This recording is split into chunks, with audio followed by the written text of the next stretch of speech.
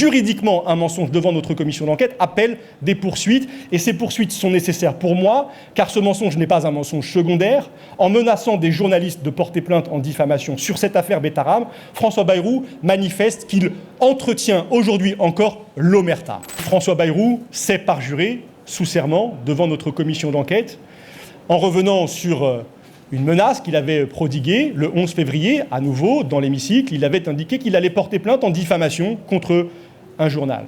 Je l'ai interrogé le 14 mai sur cette intention et il m'a répondu en indiquant qu'il envisageait à cette date de porter plainte contre le journal Mediapart pour un article qui a été écrit le 12 mars 2025, donc un mois plus tard. Vous comprenez bien qu'en affirmant le 11 février vouloir porter plainte pour un article qui n'avait été ni écrit ni publié, François Bayrou a menti. Et il a menti, là, cette fois, sous serment, s'exposant, de mon point de vue, à la nécessité de poursuites sur le plan judiciaire. Constatons qu'on peut mentir dans l'hémicycle de l'Assemblée. Les conséquences, là, sont politiques. J'ai voté hier une censure de François Bayrou, notamment sur la base de ce mensonge. Mais juridiquement, un mensonge devant notre commission d'enquête appelle des poursuites. Et ces poursuites sont nécessaires pour moi, car ce mensonge n'est pas un mensonge secondaire. En menaçant des journalistes de porter plainte en diffamation sur cette affaire Betaram, François Bayrou manifeste qu'il entretient aujourd'hui encore l'omerta. Et il faut la combattre, cette omerta.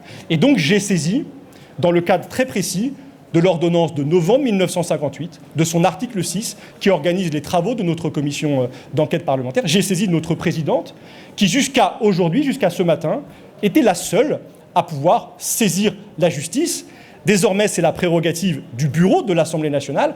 Je prends acte que la présidente n'a pas voulu saisir la justice, et je vais continuer, puisque j'estime que c'est ma responsabilité de rapporteur d'aller au bout de ce constat que je fais de ce parjure, avec mon groupe parlementaire, saisissant le bureau de l'Assemblée nationale, car je ne peux pas accepter, sur des questions aussi graves, que notre commission d'enquête soit, au fond, méprisée par l'actuel Premier ministre, qui croit, a cru manifestement, pouvoir nous mentir, comme il l'a fait.